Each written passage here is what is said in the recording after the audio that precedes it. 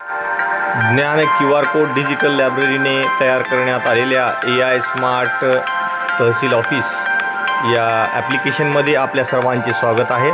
आज आपण या टूलचा पूर्णपणे वापर कसा करणार आहोत हे पाहणार आहोत। या टूलच्या माध्यमातून AI स्मार्ट ऑफिस ही संकल्पना चांगल्या पद्धतीनं प्रत्येक तहसील कार्यालयापर्यंत नेणे हा एक नाविन्यपूर्ण उपक्रम आपण हाती घेतलेला आहे, ज्याच्यामध्ये भाषा आपण इथं जर क्लिक केलं, भाषा हिंदी, मराठी, हिंदी, इंग्रजी असे ऑप्शन तुम्ही चॉईस करून तुमचं कार्य त्या पद्धतीने करू शकता।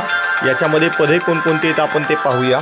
याच्यामध्ये पद आहेत तहसीलदार, नायब तहसीलदार, अव्वल कारकून, क्लार्क, तलाठी आणि मंडळ अधिकारी। प्रत्येक पदाचं कार्यविवरण वेगवेगळ्या पद्धतीने आपण ठेवलेलं आहे। तहसीलदार या पदावरती क्लिक केल्यानंतर तुमच्यासमोर प्रलंबित प्रकरणाचा अहवाल तयार करणे, सुनावणीचा वेळापत्रक तयार करणे, महसूल वसुली विषयक, नागरिकांच्या तक्रारी विषयक, कार्यालयीन आदेश, बैठकीचं इतिवृत्त, अधिकृत पत्र ड्राफ्ट तयार करणे, त्याच्यानंतर पंचनामा, 7/12 विश्लेषण, फाईल समरी आणि मीटिंग, ज्यामध्ये अधिकारी एखाद्या डेटा ॲनालिसिसप्रमाणे आपला डेटा या AIच्या माध्यमातून विश्लेषित पाहू शकतात आणि त्याच्यावरती कामकाज करू शकतात। हा ड्राफ्ट प्रॉम्प्टच्या स्वरूपातून येईल। आता आपल्याला बघायचं आहे, यानंतर नायब तहसीलदार या पदावरती तुम्ही जर क्लिक केलात तर नायब तहसीलदार या पदावरती सुद्धा वेगवेगळ्या पद्धतीने तुम्ही ड्राफ्टिंग करू शकता, फाईलची समरी, मीटिंगचं रिव्ह्यू घेऊ शकता।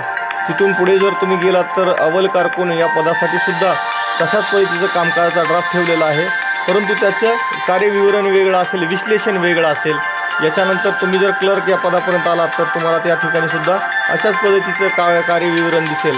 आता आपल्याला पाहायचं आहे की जर तुम्हाला क्लरिकल डिपार्टमेंट सोडून तलाठी या पदावर जर आपल्याला बेसिक पंचनामा वगैरे कसा करायचा आहे आपण प्रत्यक्षरित्या याच्यातून पाहणार आहोत। धन्यवाद।